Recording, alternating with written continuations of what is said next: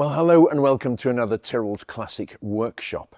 This time round we've got a vehicle which is coming up for auction at Hampson Auctions in Cheshire, and by the time this video is edited and put out on our usual Sunday evening 6 o'clock GMT slot, this will actually have been, to use the auction vernacular, across the block. But I don't know whether it'll have sold or not, but it may be an opportunity. Heaven forbid, but if it doesn't sell on the day, there is the opportunity, if you particularly fall in love with this vehicle during this video, you can purchase it retrospectively after the auction, assuming, as I say, it hasn't sold. But I couldn't resist having this modestly sized vehicle in the workshop to do a video on, because it is such an interesting piece of Americana and American life, really. And it is a Peterbilt 379, to use the something approaching American phraseology, and it's just about the sweet spot in terms of American trucking. This here beast. It was used in Transformers. It was Optimus Prime. It was the exact model. I think that he was, so loads of grown-up kids out there who watched Optimus Prime on Transformers will be able to relate to this, but it's quite the thing, really, and I've no experience with trucks in general and with this in particular, so it's been a real learning curve just to have this vehicle here. It's got probably the best, it's regarded as one of the best truck engines ever made in the US, and that is the Cummins big cam engine, and it's the Select Plus fuel management system. In the late 1990s, engine manufacturers worldwide were having problems with diesel technology, trying to get it more economical and particularly more emissions friendly. And as soon as you ratcheted up the one area, which is reducing unburnt fuel and particulates being left over, then you get into the territory of more nitrous oxide, more NOx, and so it goes on. And it was a real problem. But so a lot of technology happened very quickly. It went from mechanical plunger pumps to electronic fuel injection gradually. I used to have a Mercedes E-Class, a W210, a 1998 E300 turbo diesel, which was an amazing car actually. But the engine actually had an original plunger pump, as they call it, with the individual pipes going to the injectors, but that was controlled electronically. So it was a sort of hybrid of mechanical and electronic. And this engine is sort of the same.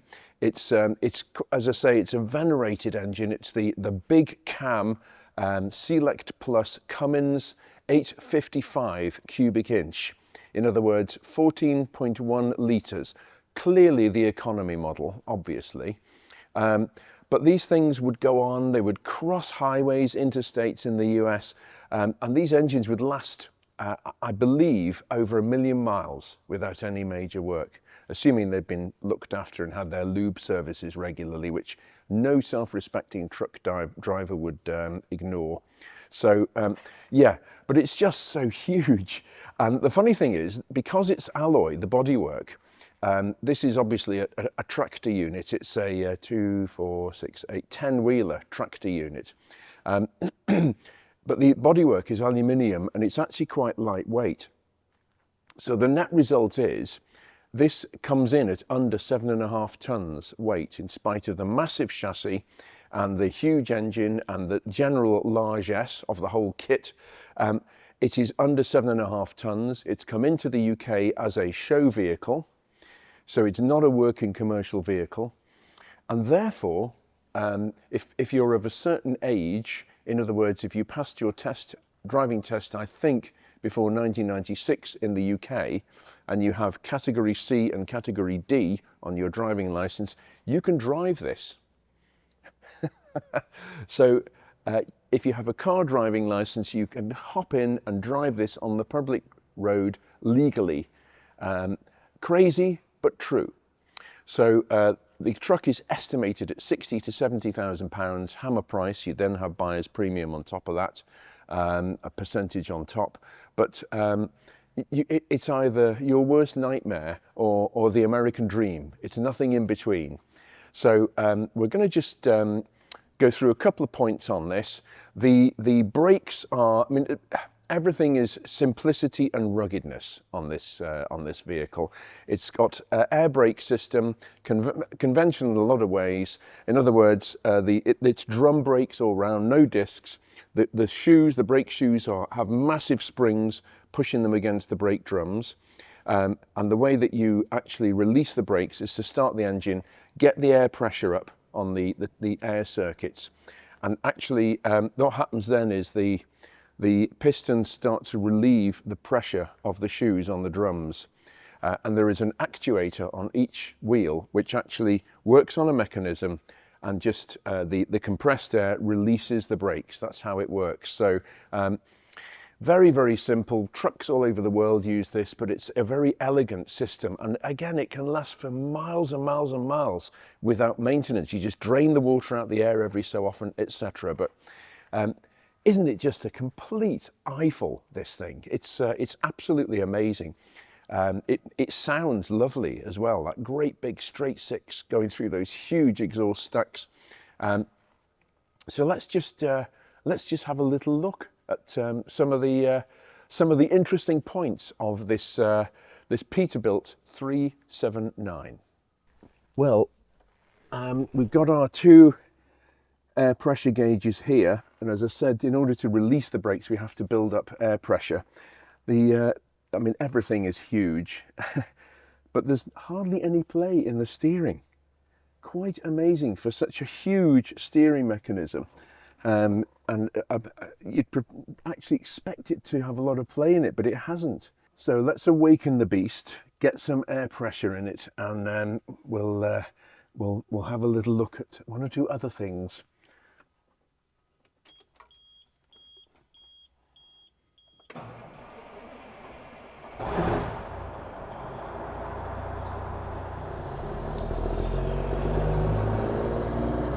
Well, here we are in this modest little runabout. Oh, they're in there somewhere.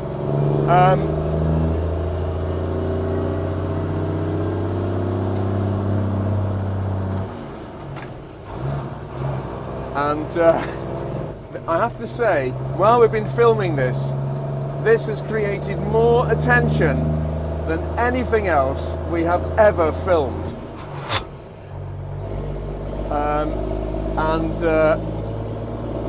I have had some driving lessons from a very skilled truckist, and he told me it's almost impossible to change gear on this without crunching the gears, so I'm happy to take his word for it, just making sure I'm not taking up too much of the road here. But this is moderately intimidating, I have to say. I've had the pleasure of driving some interesting and varied machinery over the years, but this is definitely one of them. It's amazing. It does. Oh.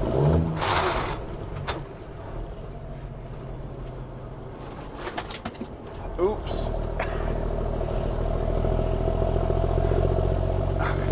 This is a little bit scary, but it's not actually. I was just about to say it shrinks around you, but I'm not sure that's exactly true. But yeah, it's a crazy bit of kit, that's for sure. And the torque on it is just incredible. Ooh, feel those 1,850 pounds foot of torque. What a thing. This is incredible. What an experience. Yeah, definitely something you need to get used to. Whoa.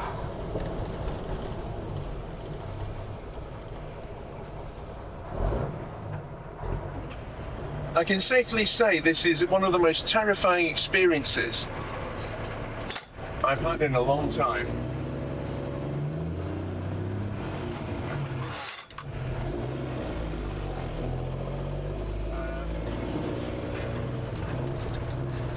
This is moderately insane.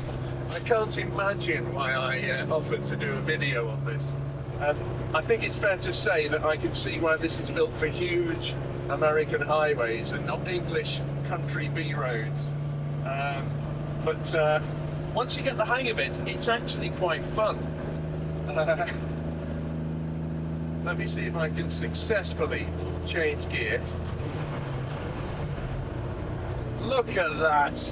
Oh, bellissima! Amazing. Yeah, it's cool. Very intimidating, this. Maybe some American truckers would refuse to drive on these roads as well. I'm being kind to myself when I say that. But yeah, what a thing. What a thing. 8.5 go. I mean, the funny thing is, this does 100 miles an hour, apparently. Can you imagine doing 100 miles an hour in this? I know it's highly illegal, but if you looked in your rearview mirror in the outside lane on a motorway in the UK, and you saw this barreling towards you at 90 miles an hour, I don't think you'd stay in the outside lane for very long. Just incredible. What a thing.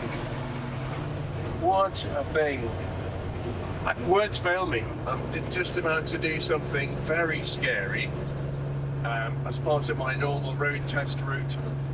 I'm going to negotiate a roundabout. But the engine sounds so sweet. It really does. That it's 500 brake horsepower. That Cummins straight 6, 1850 foot-pounds of torque, which is enough to pull down your average forest, I suspect. But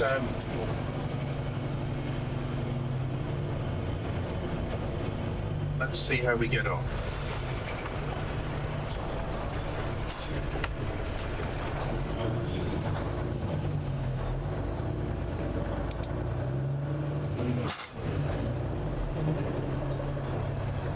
I can't believe it, somebody's pulling out in front of me here. Oh yes, there we go. Oh, the sense of satisfaction.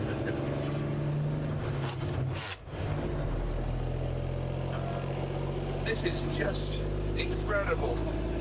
There may be a few more shavings in the gearbox sump than there were when we started out. I don't know. Apparently it's very, very difficult to negotiate the gearbox properly. And I'm making sure that I'm well on my side of the road here, because I don't want to carve up anybody coming the other way. This is fantastic. I absolutely love it. It must be the masochistic streak in me. I remember years ago, Jeremy Clarkson was in his Mercedes 600 Grosser, which has an air horn as a standard fitment, a very loud one. That wasn't an air horn. Look at the size of the pipes that the compressed air is going through. That wasn't an air horn. This is an air horn. Or maybe that's more like it.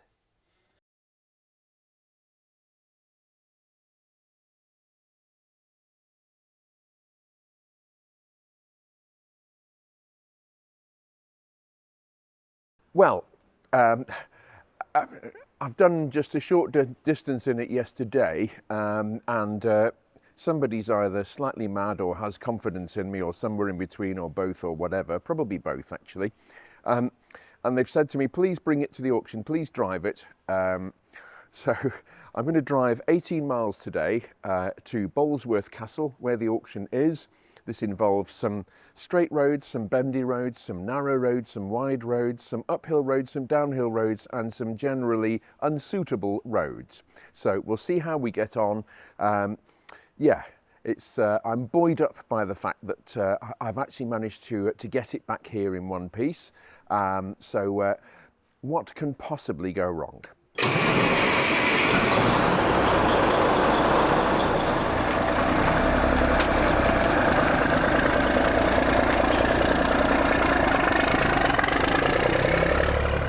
Well, I seem to be getting the hang of this gearbox, finally.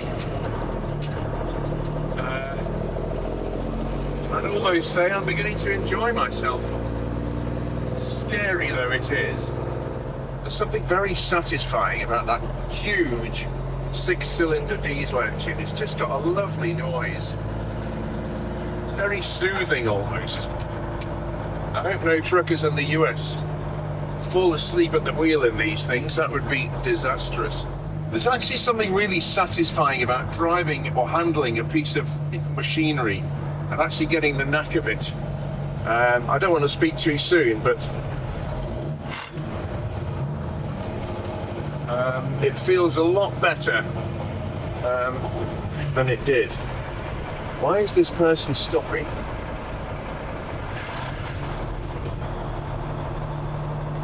Okay. And we have a clear roundabout. Always good.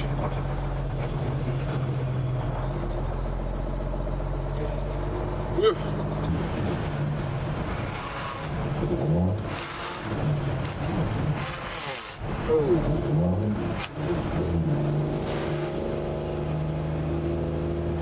That didn't go too well.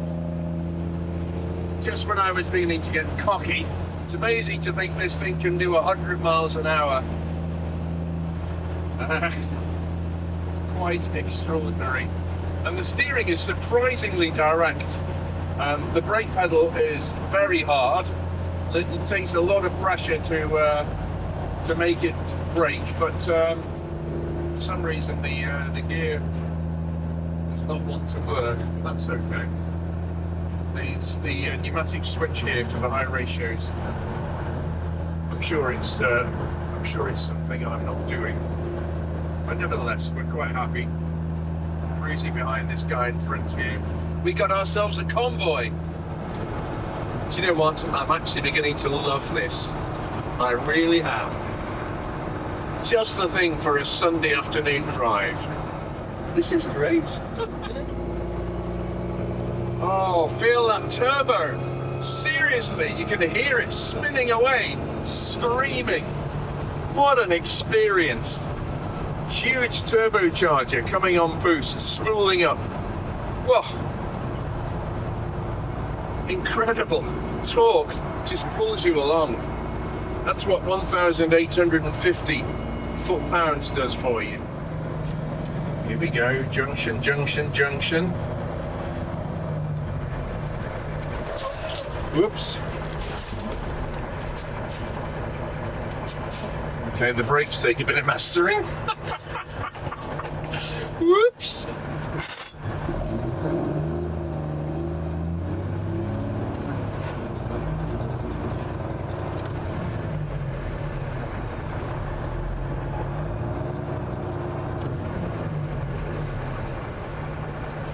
Yes, we made it. We've made it through the traffic lights. That was really interesting. I mean, obviously the brakes are built for 40 tons or whatever, or the trailer would be braked as well, but the brakes are a bit tricky because if you touch them slightly, nothing happens. If you touch them a bit more, nothing happens. If you touch them a bit more again, it all happens. So it's very, very difficult to regulate the brake pedal. Very difficult, and it's quite funny. I'm looking at bridges in a way I've never looked at them before. I have to say, total respect to HGV drivers based on this. They earn their corn, they really do. It's funny, I'm also looking at petrol stations in a way I have never looked at them before. Just past that one there, which I've used many times, and I don't actually think I could go in there with this. Just getting the feel of the brakes a bit now. There we go. Silent gear change. Incredible. Unfortunately not that one.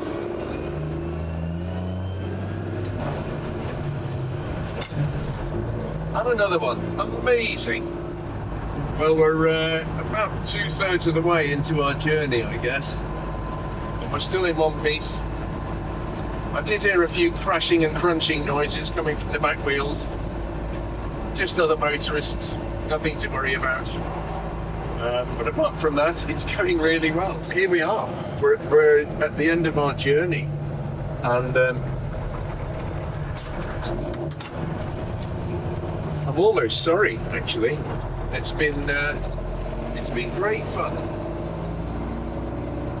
Really, really good fun.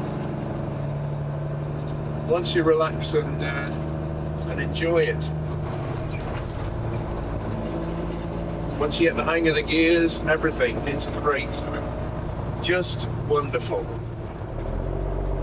Well, here we are. We've arrived at Bolesworth Castle. Almost seamless gear changes. Look at that. Perfection. At last. Well, that concludes another Tyrrell's Classic Workshop video. Hope you liked it. Please remember to like and subscribe. It does make a difference, and we'll be back with something else very soon.